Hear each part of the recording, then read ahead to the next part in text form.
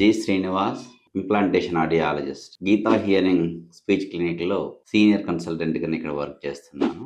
ఆడియాలజికల్ evaluation, cochlear implants, దాని తర్వాత hearing AIDS. Hearing AIDS ఎప్పుడైతే పేషెంట్‌కు ఉపయోగపడవో అప్పుడు వినికిడి అనేటువంటిది కాక్లియర్ ఇంప్లాంట్ ద్వారానే వస్తుంది. కాక్లియర్ ఇంప్లాంట్ అనేటువంటిది శస్త్రచికిత్స చేసి ఈఎన్టీ సర్జన్ ఏరియాలో అమర్చుతాడు. దాని తర్వాత స్పీచ్ ప్రాసెసర్‌ని 21 రోజు తర్వాత మనం ఫిట్ చేయటం వల్ల వినికిడి అనేది రీస్టోర్ అయ్యేటువంటి అవకాశం ఉంటుంది.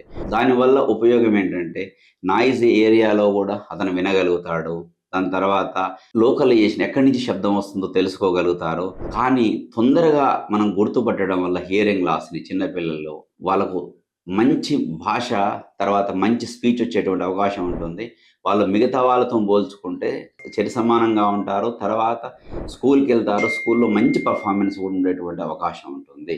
సో, కాక్లియర్ ఇంప్లాంట్ అనేటువంటిది చాలా మంచి హియరింగ్ ఇస్తుంది. బట్ తొందరగా చేసినట్లయితే వినికిడి తొందరగా రావడం వల్ల తొందరగా మాటలొచ్చేటువంటి అవకాశం ఉంటుంది. వాళ్ళు నార్మల్ స్కూల్‌కి వెళ్ళగలుగుతారు. నార్మల్‌గా మాట్లాడగలుగుతారు.